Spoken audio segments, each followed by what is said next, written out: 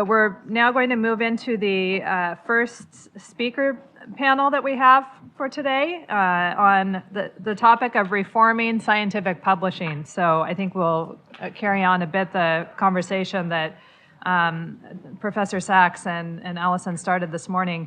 I'm pleased to hand over the floor to the moderator of this session, Ms. Claire Redhead. Claire is the Executive Director of Open Access Scholarly Publishing Association and has had a long career in the publishing industry and will lead the next panel. Claire, over to you. Thank you. Thank you, Astra. So, hi, everybody. Welcome back after the break. Welcome to those of you who've joined us online. I think more than one person over the past 2 days previously had said we've talked enough about open access, but I've been given the microphone and I spend all my time thinking about open access.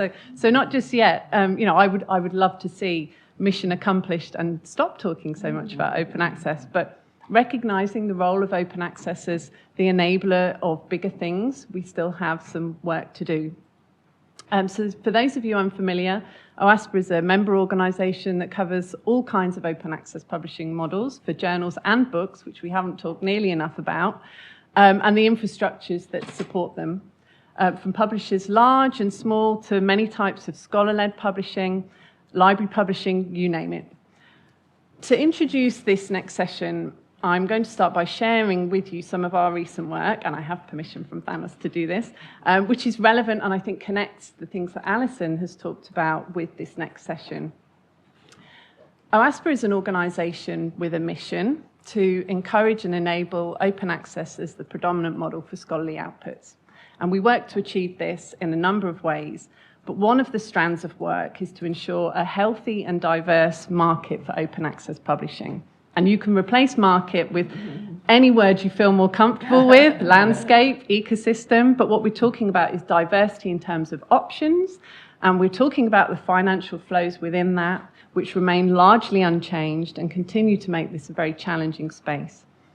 In the past year and a half, OASPA's own examination of this with other stakeholders has been our opportunity to say, we don't think the direction things are heading in is looking too healthy, which is no news for this room.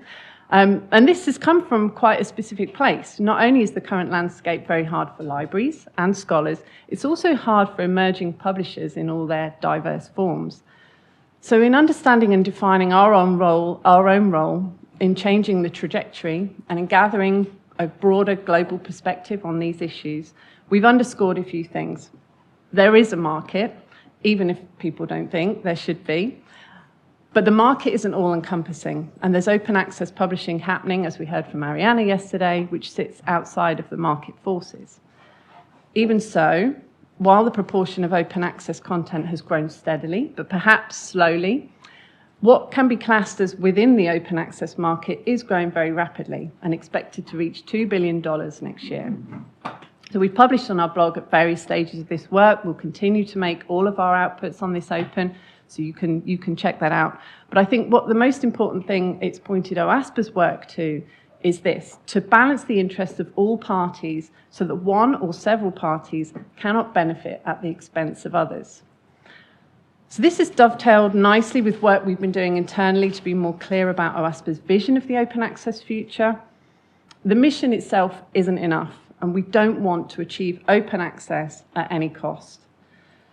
So we have an upcoming piece of work which will start next month as a series of workshops which will focus on equity in open access publishing to discuss some short-term fixes, APCs being one of those, but also to think about the long-term future. And that work will also include engagement equity. Without the development of new and more equitable engagement models for all forms of publishing, authors will continue to face barriers to participation. Overall, what we found out is that our work on different strands has converged. We can't look at the market, the economics, without bringing in the inequities it's supporting. We haven't been able to talk about equity without connecting that to the wide-ranging effects of financial systems, which so far, as I said, is a picture that's changed remarkably little, despite the increase in providing access to scholarly research outputs. So it's very fitting that these have been strong themes for the conference and will continue over the course of today. And with that, I'm delighted to bring in our panelists. Audience members online, please add your questions to the chat, and then we'll take the questions after we've had all three speakers present. So first, I'm delighted to introduce Mr. Claudio Espisi. Claudio is a respected market analyst with more than a decade of experience covering the academic publishing market for international investors. Between 2004 and 2016, Claudio was the senior research analyst at Sanford C. Bernstein, covering European media stocks. The academic publishing market, Reed Elsevier and Pearson specifically, was a key area of focus for him during his tenure, and he never disappoints. So with that, Claudio, over to you. Always a first time. Good morning, everyone. Good afternoon, good evening, depending on where you are today at this moment. And thank you for having me at this conference. I'm not known for being subtle, so I will say a number of fairly straightforward and potentially tough things. I hope that, I hope that people other than people like you will listen to this talk, because there's a significant amount of convergence among the people in this room and the people in your respective communities, particularly librarians, researchers, and policymakers, on both what's wrong and how to think about the future. The real problem is that there's another actor called the publishers that comes from a very different perspective, and they will share very little of what I'm about to say or agree with it. I'll start by confessing my biases. Everyone has biases. I have mine. My biases come from both my background. I am not an academic. I'm not a researcher. I'm not a librarian. I'm not a policymaker. I'm not even a publisher, for that matter. I come from the communities of strategy consulting. I was a partner in McKinsey for several years, and of financial investment. I was a sell-side analyst for 12 years. That leads me to have a very direct view of the bottom line and, in general, to think about how to follow the money. And that's very much, and that's very much how I would like to continue this conversation with you. I started looking at this market actually because I was a disgruntled taxpayer. I thought simply it was outrageous that people had to pay twice with their taxes for academic research. Little understood back in 2005, 2006, how inequitable and unfair the system was in many other respects. Because I've been collaborating with Spark over the past 5 years, I now come to you with a background that's changed a lot, and it's probably more responsible and more adult than it was back when all I wondered about was the future share prices on companies. And now I really think much harder about issues of equity in a way that leads me to say things in a very different way from how I would have said them 10 years ago. I'll make 3 statements. And because there is so much agreement in this room, I will actually go through them quite quickly, particularly the ones on the second point, the fact that the scholarly publishing system, in my view, is completely broken. We have heard so much from so many people, including Alison this morning, coming from the publishing community about what doesn't work, that I don't think I need to elaborate too much. I'll have only a couple of additional small points on this theme. My first statement is actually that nobody can predict the future. And it's one of the most dangerous exercises you can do is to assume that we know what the publishing landscape, market, take your word, will look like in the future. If I take you 2,500 miles away from here into the Huntington Library in San Marino, California, there are 2 publications separated by about 12 feet physically and about 215 years when they were first produced. One is one of the Gutenberg Bibles, And then one is the first issue of the second oldest scientific journal, both published in the same year. And it's not because people in those 215 years did not have time to understand that there was technological change. They just did not figure out how to use it to change how they communicated knowledge and scientific advancement.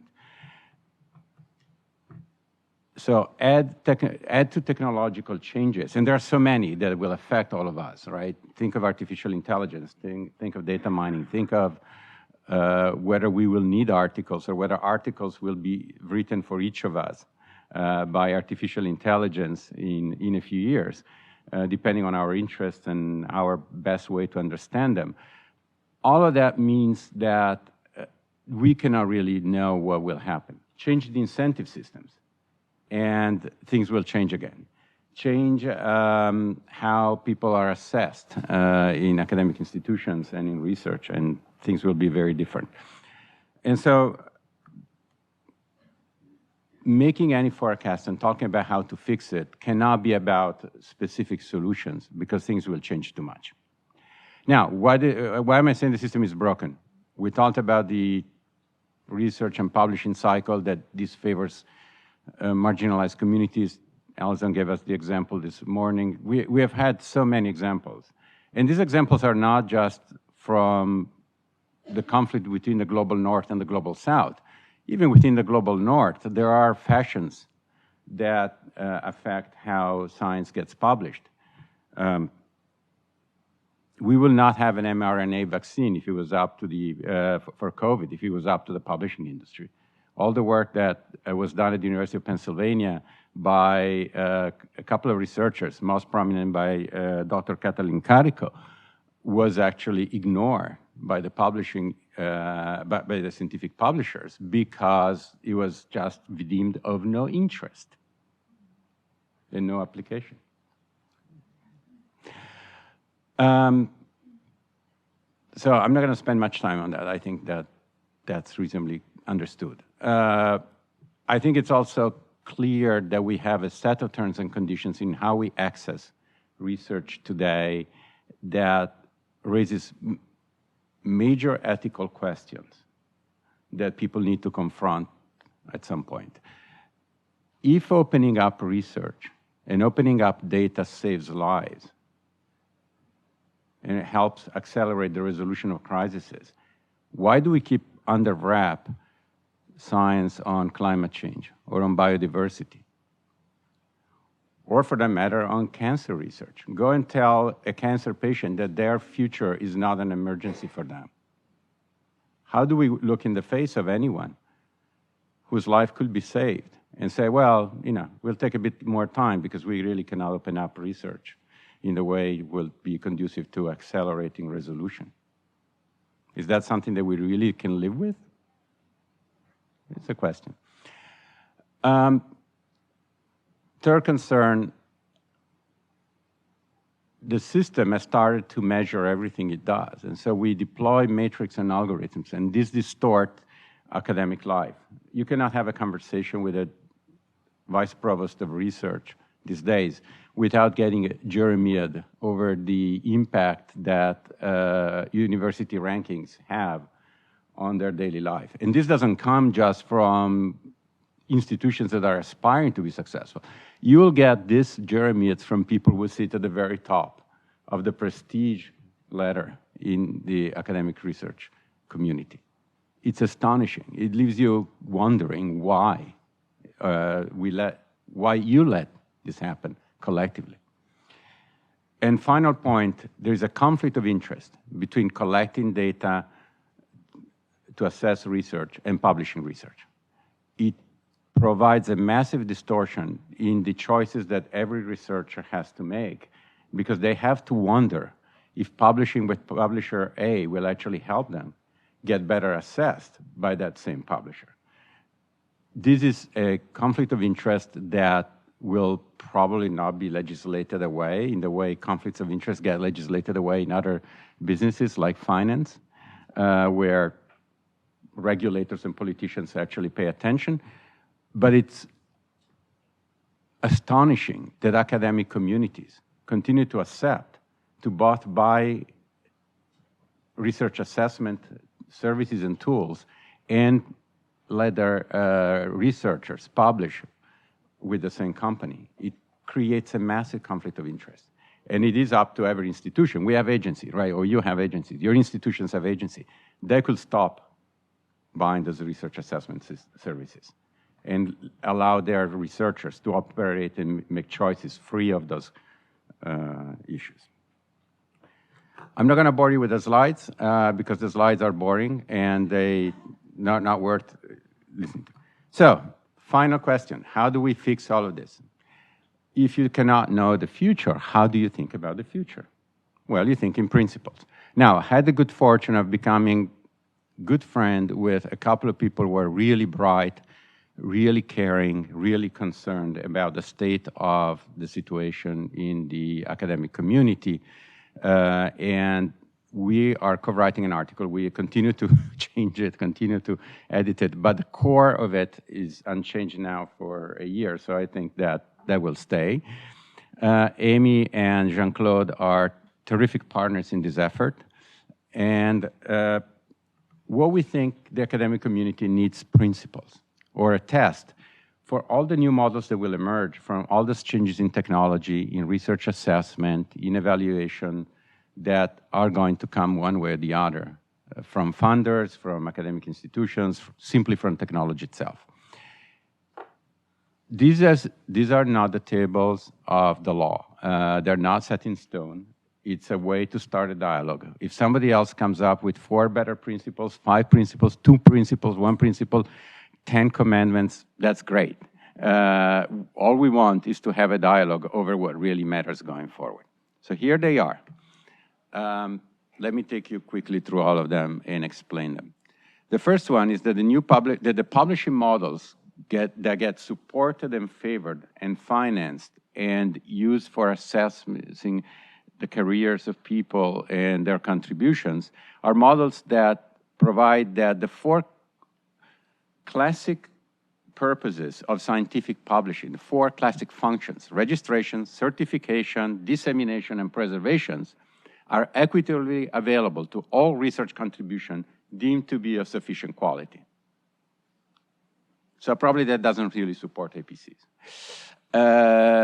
Second, the model distinguishes certification from assessment. That is very important because we had heard so much about the prestige and how that really drives a lot of decisions. You have to take assessment out of the publishing system. If you leave the publishing system to assess science, that will continue to create the distortion it creates today. My 2 co-authors and I also like the record of versions construct. We believe it's really important view, and I realized Lisa has published not too long ago a piece of research that pointed out how researchers want the version of record, not the record of versions. But that's because their incentive system, both. But they still want the version of record. And they want the version of record because that's their incentive system. Change the incentive system, and that will change the relative weights they will give to the version of record versus the record of versions. So think about it in that way. Record of versions, as we heard from Elson this morning, is important because science continues to evolve.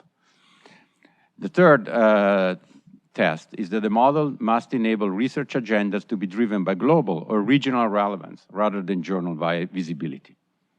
If we continue to operate in a model where the impact factor drives the economics of the publishers, and the impact factor is supported and improved and increased by continuing to have more citations, and the citations go to fashionable science, we will never cover rare diseases. We'll never cover novel approaches in the most important journals. We may not cover at all messenger RNA. In fact, that's exactly what happened. That's not what you want. And finally, the model allows equitable open access to research results for all purposes, not just reading, but mining and reusing, without undermining the sustainability of open access publishing enterprises that are aligned to these concepts. So that's what we'll argue for, and as I said, we will love nothing more than to see, after we publish these principles, other people argue that we got it all wrong, that the principle should be something else, and here are the other principles. Let's get the debate going. Thank you.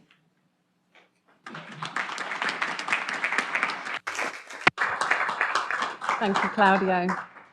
Next, I'm delighted to introduce Professor Lisa Janicki-Hinchliffe. Lisa is Professor and Coordinator for Research and Teaching Professional Development in the University Library at the University of Illinois at Urbana-Champaign. Many of you will know her as a chef in the Scholarly Kitchen. She just completed a term as the Co-Secretary General of the UNESCO Media and Information Literacy Alliance and is the Chair of the Board of ORCID. Today, Lisa represents IFLA. She will share current efforts in IFLA and in libraries of all types to support open science, as well as offer a framework for how their role might develop in order to further achieve the promise of science as a global public good. Lisa, the floor is yours. Thank you, Claire.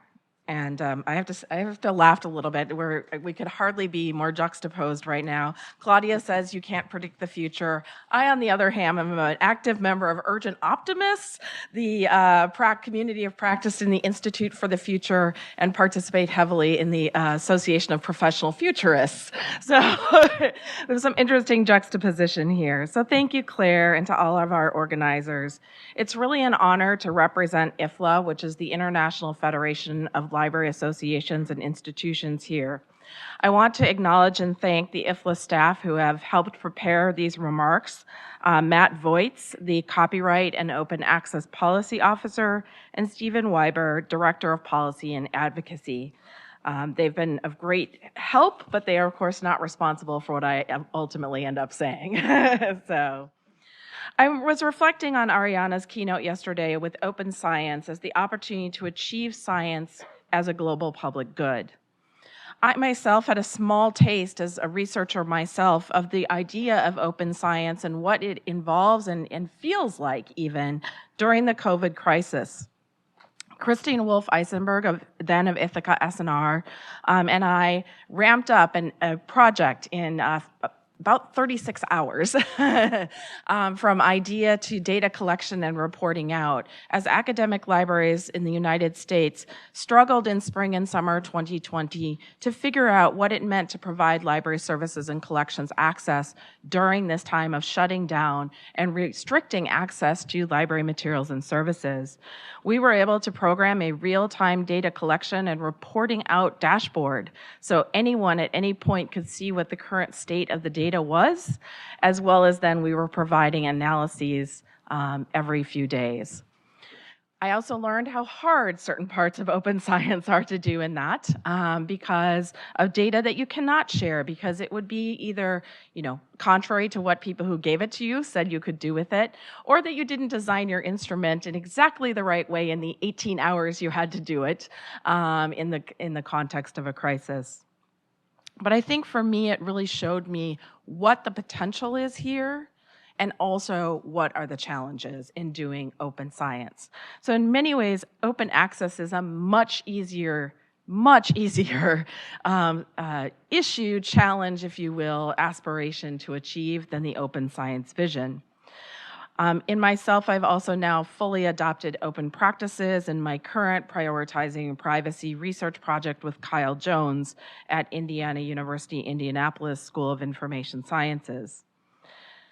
So I'm trying to walk the talk, and that will be the theme of what I'm speaking about today. Not what we need to do or should do, but what libraries indeed are attempting to do. I want to start, though, as promised, with a little bit about IFLA's work in this area.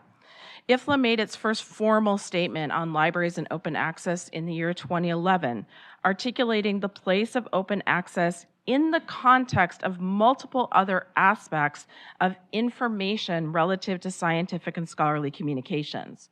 And these include issues of scientific integrity, preservation of information for generations, freedom of access to information, something that not all of our colleagues around the world can assume, Information and media literacy, that our next generations are able to learn and engage and have the skills to engage with all of these open materials. And then, of course, IFLA itself struggles and speaks mightily about the challenge of access to bandwidth and networks.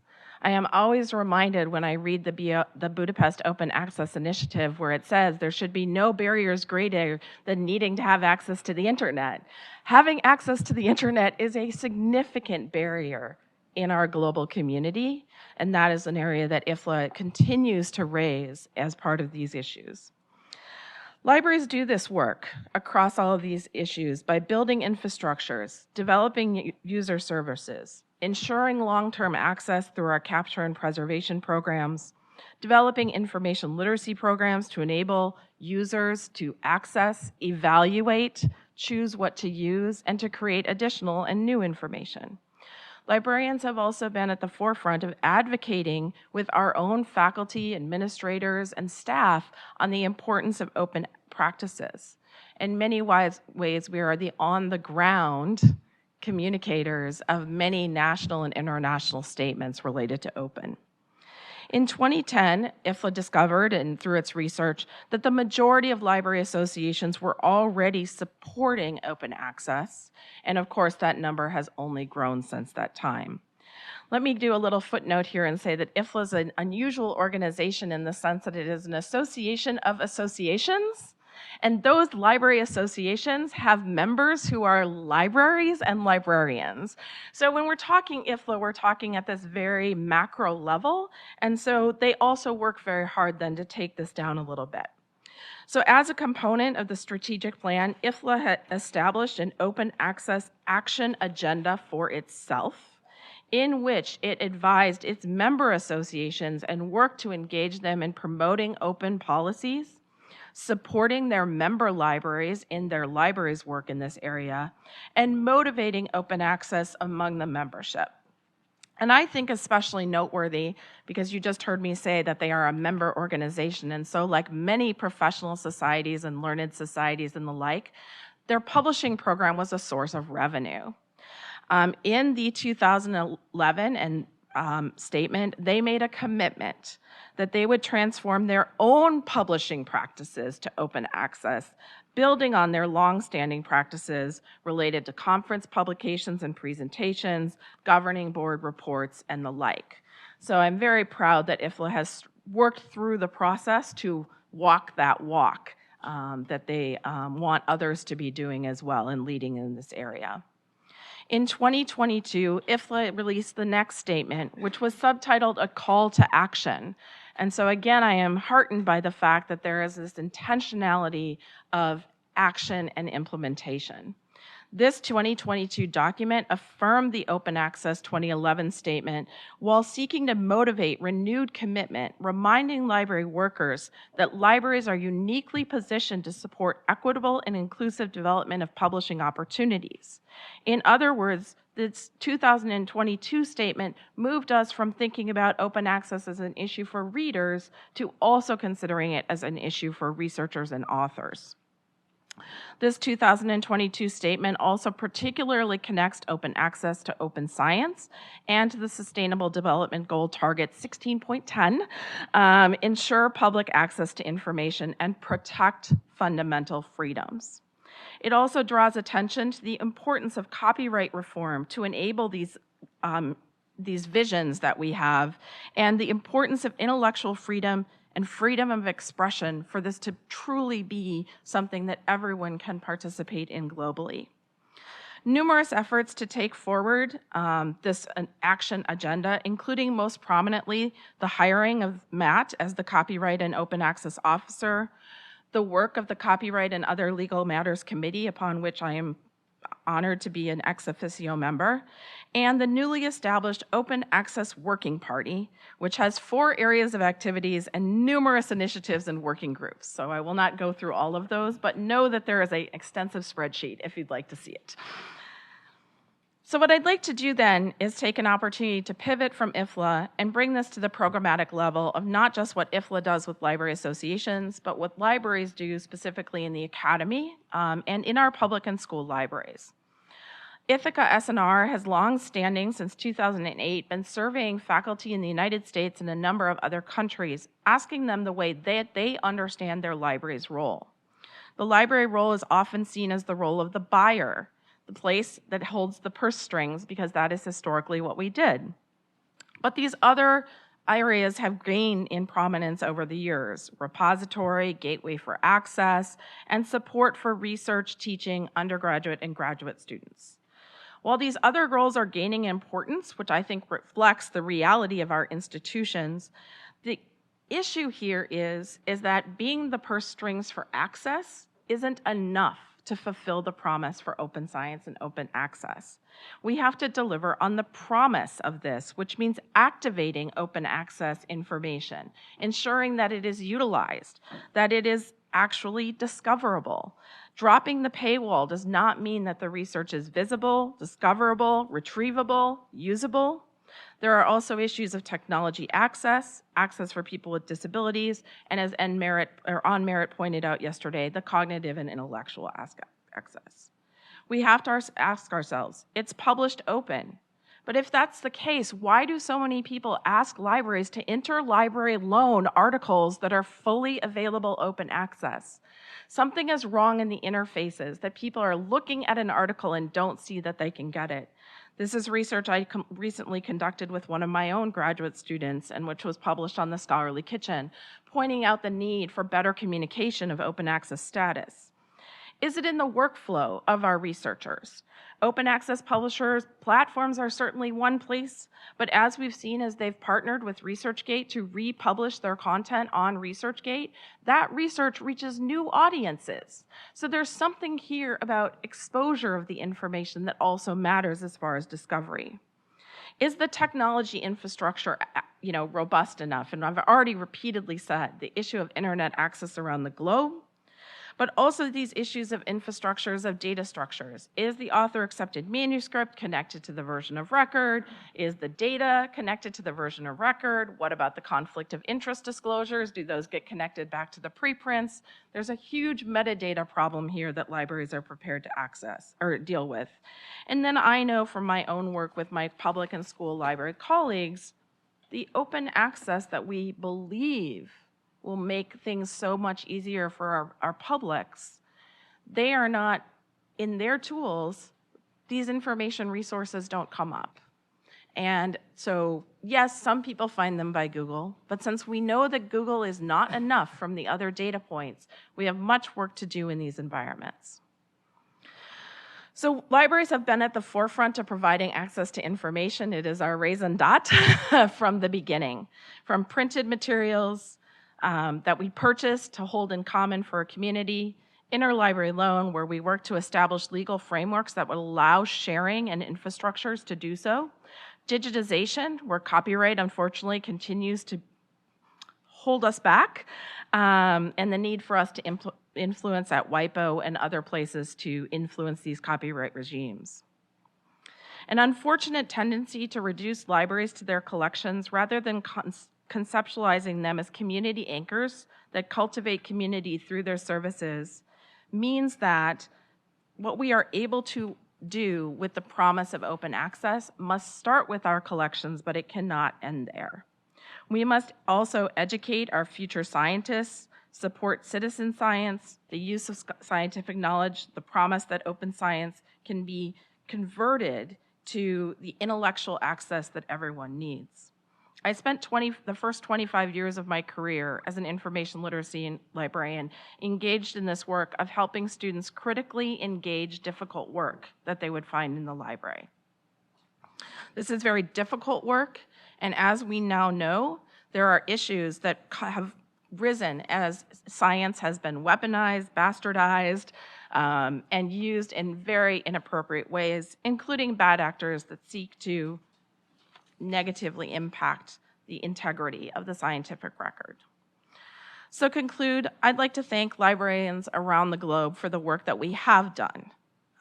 Not that it is sufficient, but it is a firm foundation to build upon. IFLA for convening us globally as an important place for us to work together, and the UN Library for building this opportunity to share these thoughts about what libraries have done. Libraries have centuries of success in providing access, and activating that access means that we can solve the last mile problem to our user communities, which is really metaphorically hundreds and thousands of miles, not just a last mile. But the promise of open science is not open access to publications.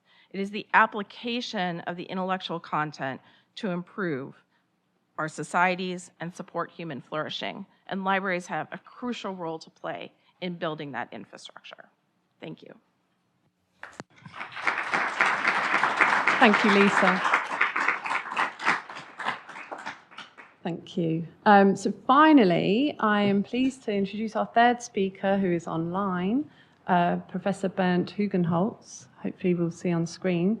Bernd is Professor Emeritus of Intellectual Property Law, former Director of the Institute for Information Law at the University of Amsterdam, and visiting Professor at the University of Bergen in Norway. He's a member of the Permanent Working Group on Intellectual Property Rights of ALEA, the European Federation of Academies of Sciences and Humanities. He's acted as an advisor to the World Intellectual Property Organization, the European Commission, the European Parliament, and the Netherlands government. Bernd, thank you for joining us this morning. It's over to you. Thank you for introducing me. Good morning to you there in New York, and good day to everyone else. I hope you're seeing my slides. Yes. I'm not entirely sure about that. Yes, you are. Very good. I'll enlarge them a little bit. That's great. Thank you. Yeah, that's better for you. So I'm a copyright scholar, much more than an open access person, and in many ways that really limits the scope of my talk, which is about a statement that the ALEA, the European Federation of Academies of Science, has recently issued on the interface between open access, copyright, and the so-called big deals concluded between the research community on the one hand and publishers on the other hand. And this is a statement that was drafted by a committee of which I am a member. I'm also the main drafter of the statement, the IP working group that advises the ALEA. So the focus of this talk is on copyright and its relation to open access. And it's also a European focus, although much of what I'm saying also applies to the more to copyright law and publishing outside the European framework. Here's the statement. It's a statement that you can obviously find online if you just Google a couple of these words in the headline. It's a statement issued it's endorsed by the entire ALEA, so it's endorsed by all the European Academies of Science. And I'll try to summarize it in the next 10 minutes and add some commentary here and there. The starting point of the statement is, the focus is the so-called big deals. I don't need to explain this to most of you, I guess. These are the large consortia contracts entered into between university consortia, research consortia, library consortia on the one hand, and a number of major commercial scientific publishers on the other hand. These big deals have been in existence for decades already. Traditionally, they encompassed access to the to large bundles of subscriptions owned by the publishers. But in recent years, these deals have been transformed into so-called read and publish agreements that allow the research community not only access to the subscriptions held by these publishers, but also allow publication in a large number of journals controlled by the publishers in gold open access. Some of these journals are full gold open access journals. Many others are hybrid, combining open access and closed access approaches. The payment under these deals, enormous sums, as you're all very well aware, usually combine the users license fees that follow from the access to the subscriptions with the upfront article processing charges that come with gold open access. Very often these APCs are hidden in the sense that they are presented as free to the authors that are affiliated to the universities and research institutes that are part of the agreement. So if you are, like I was until recently, a scholar with the University of Amsterdam, then I am allowed to publish for free in a large number of Elsevier journals. Of course, it's not free because in reality, this is part of the overall payment by the university as part of the consortium agreement. Our statement expresses concerns that have been expressed by many already in this conference over the exorbitant costs of APCs, of all article processing charges. There's a deplorable lack of transparency of the costs associated with article processing. There doesn't seem to be a direct relationship between actual costs and APC tariffs. And the consequence, one of the many consequences, is that this creates impediments,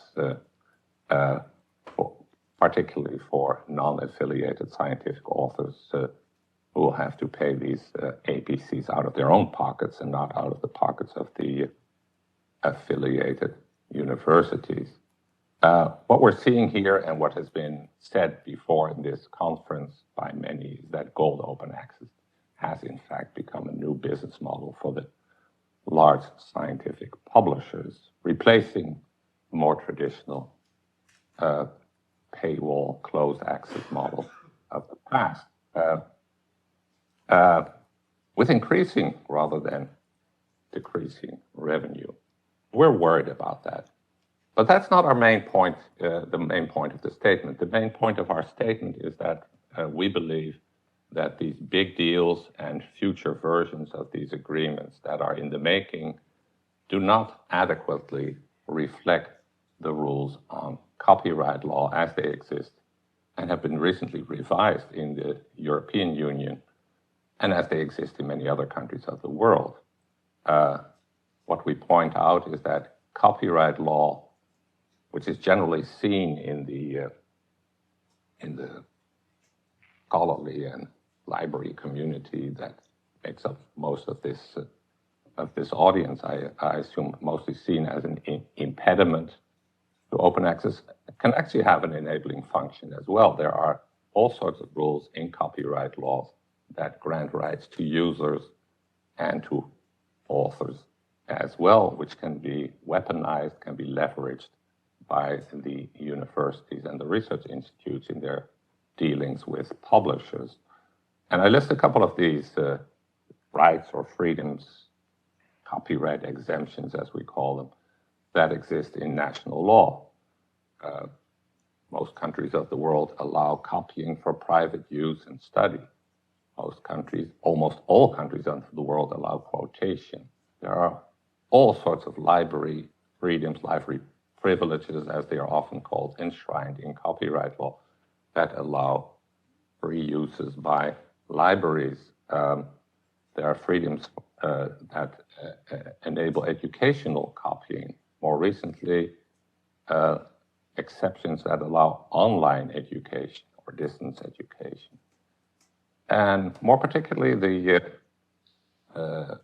the most recent directive in the European context, the Digital Single Market Directive, has added two mandatory exceptions, mandatory in the sense that they must be implemented at the national level in the European Union, allowing copying for digital preservation purposes by cultural heritage institutions, and that includes university libraries, and text and data mining.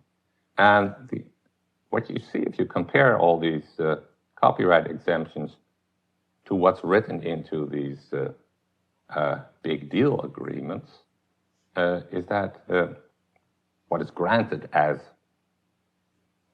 licensed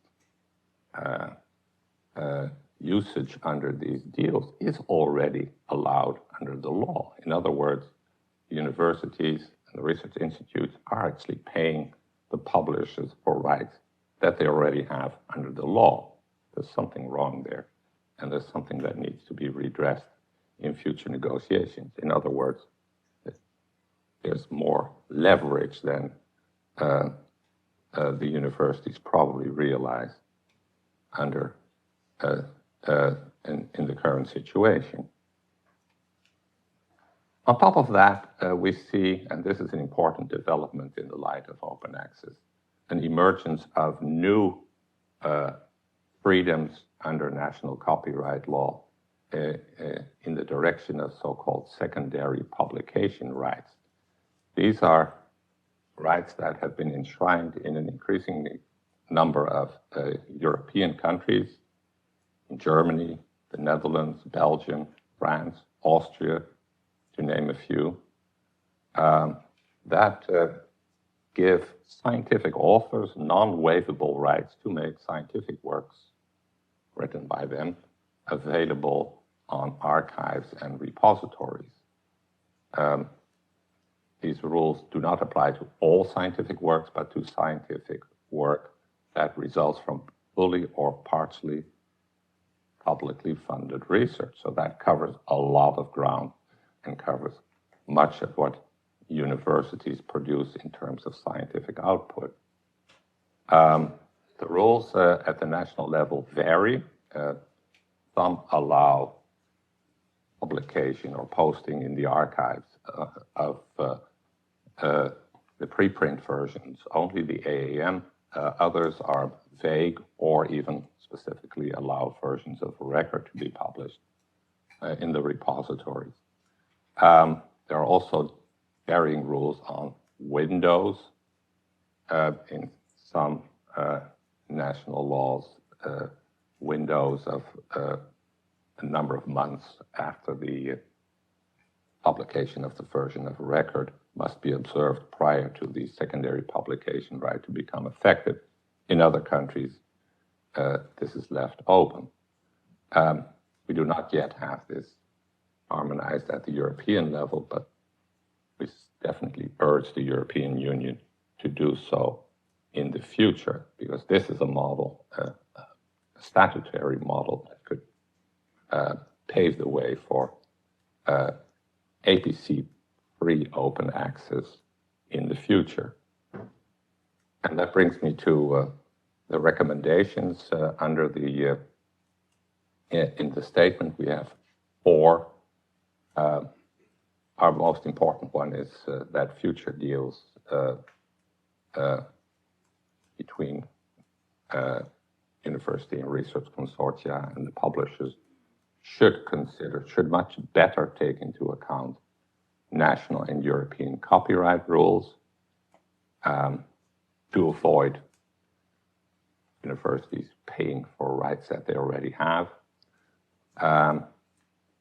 And we strongly recommend the introduction at the European level or at the national level if the EU doesn't yet take that step, allowing publication of post-print versions, preferably without any embargo, post-print versions of scientific articles without embargo. That, in our opinion, would strongly encourage open access, and it would fit into a current trend that we're seeing at the national level in Europe. More generally, another recommendation, but I could hold a much longer talk about that, and I don't have the time. We would urge the research community to depart from the rights assignment model that is currently at the heart of these big deals. The big deals assume that commercial publishers own all the rights, and then the rest is grant backs to the universities and its constituency. This we believe is the world upside down, and there are ways to cure this. For example, by providing for rights retention in collective labor agreements between universities and university personnel. But again, this is this subject matter of a different talk. I could discuss that in the Q&A if you like. Finally, we endorse what many have said in this conference as well. The move towards community-driven, non-profit publishing models, preferably following the Diamond open access model. But that, of course, is easier said than done. Thank you very much. Thank you.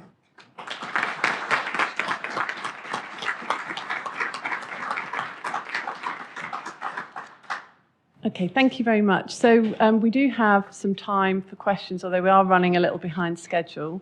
Are there any questions from the room? We have one down there.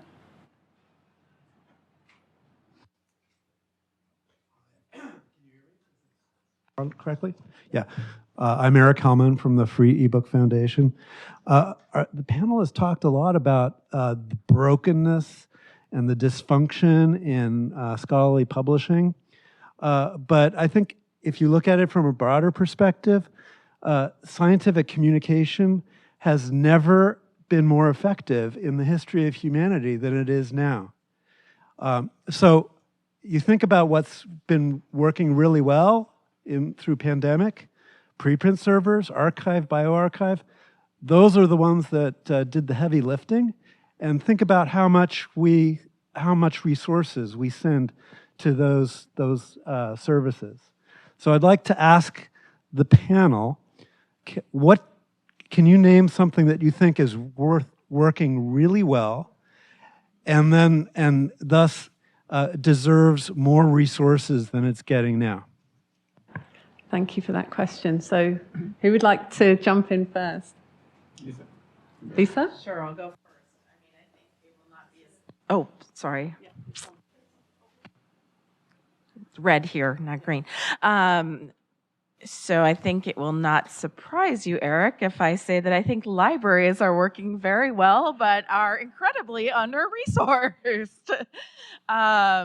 So I think that would, I think that was in some ways the whole point of my talk. But I do take your point, actually, that it is interesting for us to realize that there was some foundation that allowed what happened during the pandemic when we needed to be able to ramp up, that allowed it to happen. And I think we could gain a lot from looking at things that go well.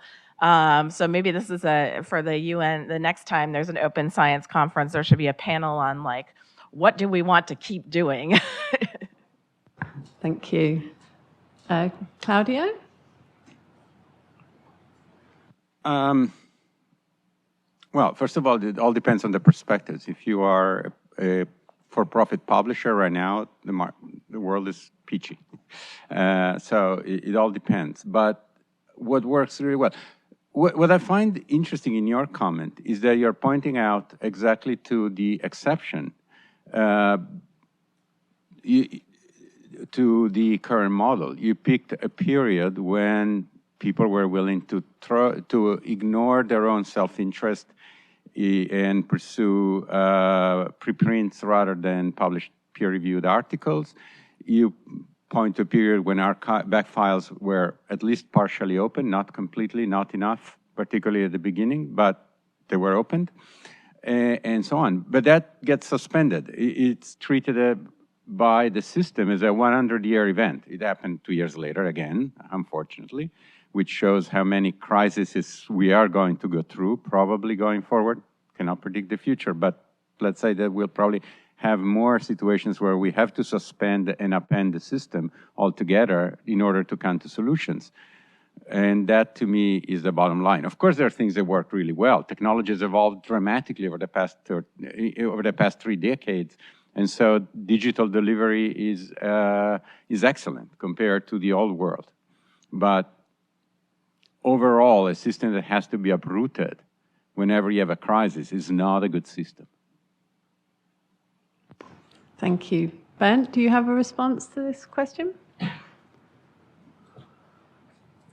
I agree to a degree with what the question implied, which is that preprint servers and repositories do serve a very important function in disseminating science, not necessarily of the version of record, although there's lots of those available as well, but preprint versions very often will do finely in many fields of science.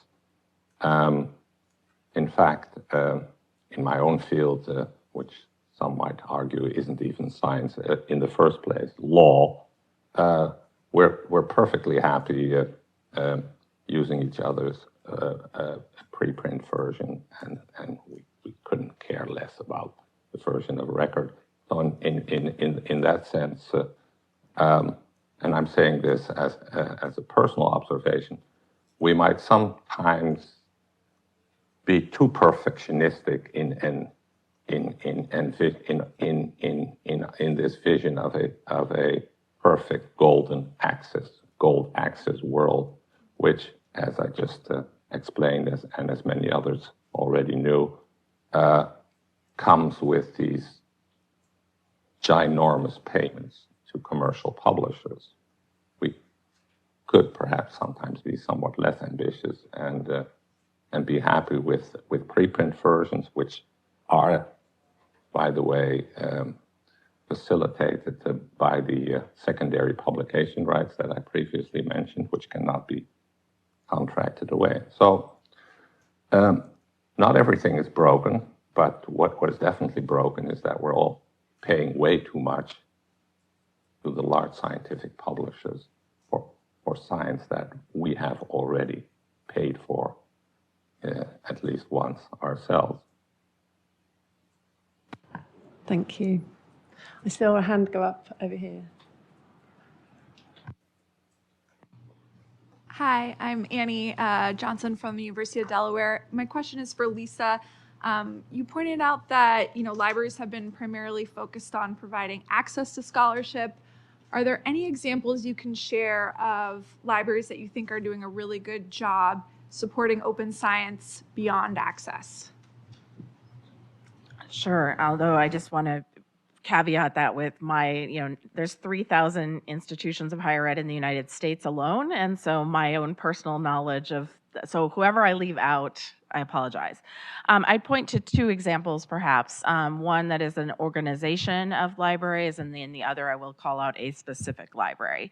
So the Library Publishing Coalition, I think, is an interesting organization of the academic and other specialized libraries, primarily in North America area, who have established publishing programs that emanate out of the libraries themselves.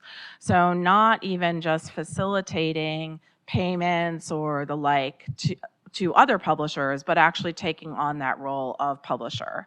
My own institution is one of those where we have a number of journals that are now published under our imprint and open monographs that we publish. So the Library Publishing Coalition, I think, is an interesting directory to look at for places that have worked in this area. That's really more about open access publishing, though. And so the place that I would say I think is doing some very interesting work specifically would be to look at the Carnegie Mellon Library under Keith Webster's leadership, where he has really positioned the library to participate in much larger campus conversations. So, they do have transformative agreements and all the OA things. But, recently hiring Sahid Chahuri as their open science officer in the library to look at the development of open software. And I noticed that they recently have a job ad out as well for an engineering librarian in the sciences who will also be working in these areas. So I'm sure there are many other examples around the world, and I just, my own personal experiences are more based here in the United States. Thank you. Am I allowed to take more questions? I know we're running from the audience. Yeah, so there was a question here. Modern research has many more outputs than the traditional PDF articles. These PDFs are a rather old-fashioned way of making research outputs available.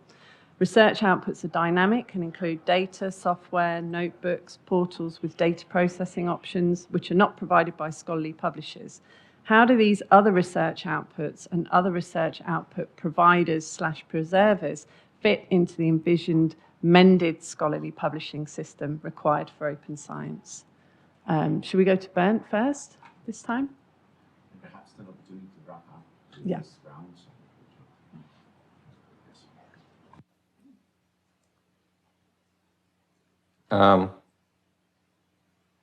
I have an opinion about almost everything in life, but this one,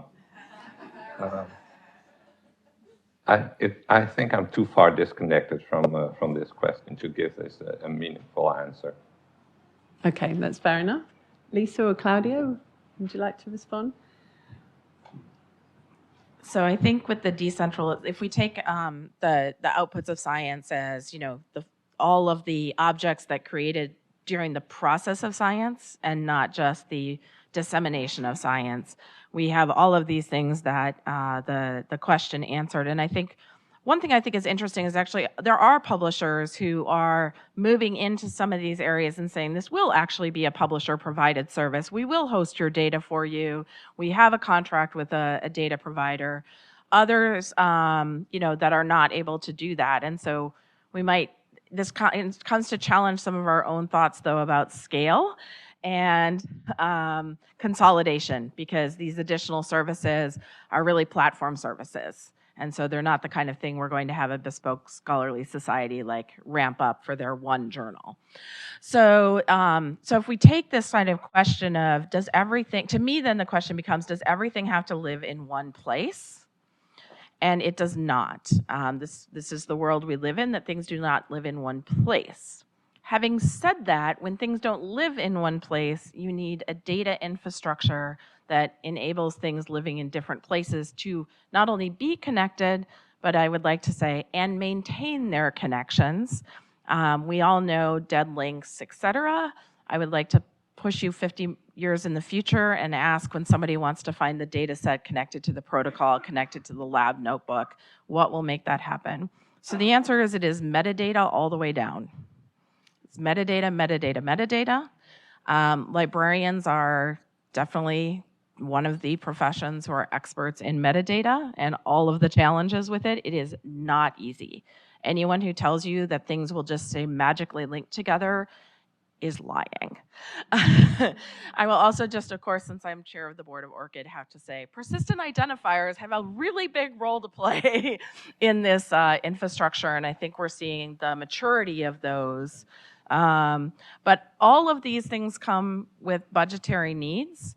And so again, once we have moved from, we have to think then about what is going to be the financial models behind these things that allow them to be sustainable. We don't even have to talk to profit margins to be talking about money that is not currently in the system and it's available. So we can have profit margin of 0.5, we still don't have the ability to capitalize the actual expense of the many of these things. So I think it's a very thorny question, but definitely for librarians, the future of metadata is bright, even if quite thorny. Thank you. And we do need to wrap up. Claudio, do you want to have a very, very tiny last word? A very tiny last word. I think this is one of the great opportunities for librarians to redefine their roles going forward. There is a massive need for competency in cataloging, labeling, preserving all this research data, and this is what librarians are already good at some level. They will need to upgrade their skills, but this is exactly where all of this could reside. Okay, thank you. I think with that, I'll hand over to you, Astra. I didn't catch up any time. I'm sorry. I think I've lost us another. Thank you so much, Claire, and to all of the panelists. Maybe a last round of applause.